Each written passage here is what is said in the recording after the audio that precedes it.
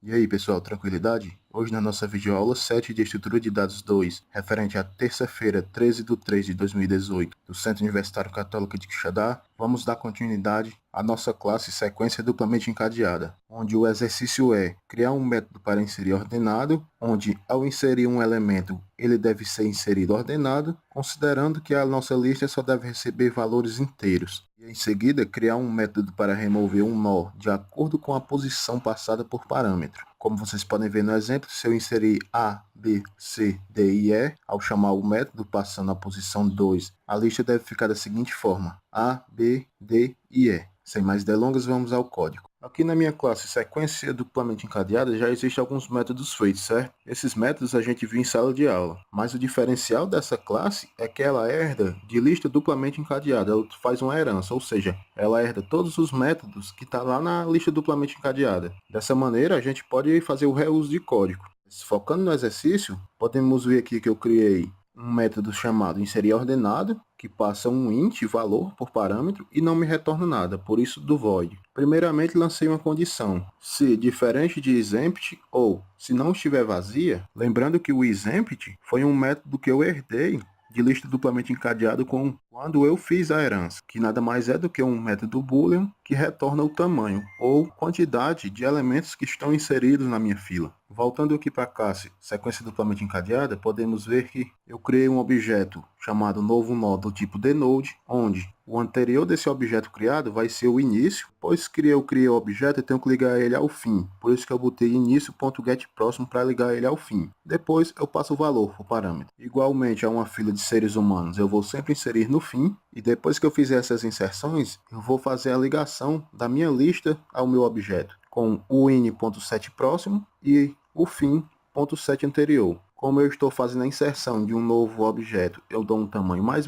que nesse caso eu setei a variável tamanho pertencente à classe lista duplamente encadeada, onde eu peguei o tamanho e adicionei mais um. Finalizei a minha condição se a lista não estiver vazia. Caso contrário, caso a lista esteja vazia, eu entro na condição do else, onde eu crio um objeto por nome de novo nó do tipo dNode e digo que o anterior do objeto que eu criei vai ser o anterior do fim. Depois do objeto criado, eu digo que o próximo dele vai ser o fim e depois passo o valor para o parâmetro. Mais abaixo eu fiz uma variável auxiliar do tipo int para pegar o valor, só que o valor que está nele é um object. E eu não posso colocar um object num int, por isso que eu fiz essa conversão. Em seguida fiz essa outra variável chamada shell do tipo int, só para guardar o valor que eu tinha pegado na variável anterior, e coloquei uma condição. Se o shell for maior que o aux, ou seja, se o valor que eu inseri for maior do que o valor que já está na fila, eu coloco esse valor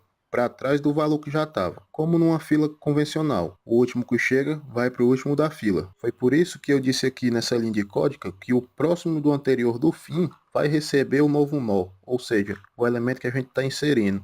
E depois é só dizer que o anterior do fim vai receber o novo nó para fazer as ligações da fila com ele. Caso o número que eu passei seja menor do que o que já estava, ele vai entrar na condição do else, onde eu vou criar um novo objeto, que nesse caso eu chamei de nó novo, do tipo dNode, dizendo que o anterior dele é null, o próximo dele é null, e eu vou passar o valor. Em seguida eu digo que o próximo do anterior do fim vai receber o nó novo e faço a ligação dele com o anterior do fim, recebendo o nó novo. Que o nó novo, .getPróximo, vai ser o anterior do fim, e depois o nó novo .get anterior vai ser set anterior, get anterior do fim. Isso significa que eu liguei o início e o fim ao meu objeto. Depois eu dou um tamanho mais para dizer que eu inseri o objeto. E finalizamos o método inserir ordenado. Passando agora para o método remover elemento na posição, onde eu tenho que passar a posição para ele me retornar um elemento. Eu passo um int para ele me retornar um dNode. Primeiramente, eu faço uma verificação se a minha posição é válida através do método validar posição, onde eu passo a posição, e esse método é lá da classe lista duplamente encadeada,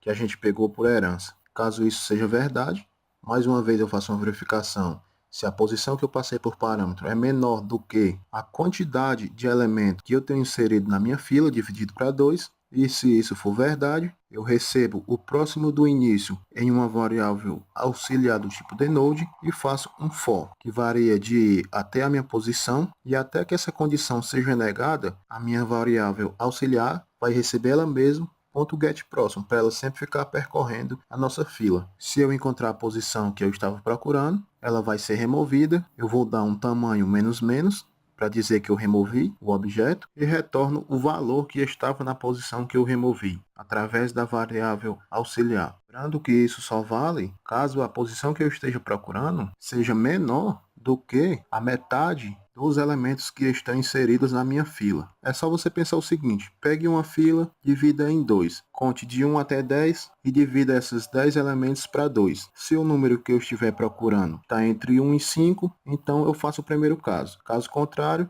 eu entro no else, onde mais uma vez, com a variável auxiliar do tipo denote, eu pego o anterior do fim e faço percorrer no for, fazendo o i variar até a posição que eu passei e percorrendo a nossa lista com o auxiliar, recebe auxiliar.get anterior. Ou seja, ela vai começar do fim para o início, ou para a metade, como preferirem. Eu dou um tamanho menos menos para dizer que eu removi o elemento e retorno a minha variável auxiliar com o nó que eu removi. E caso nada disso aconteça, é porque a minha posição é inválida que eu passei, ou não existe. Nesse caso, eu tenho que retornar um denote, onde o anterior dele é null, o próximo dele é null e ele não tem nenhum valor. Bom, pessoal, era só isso, nenhum mistério e até a próxima.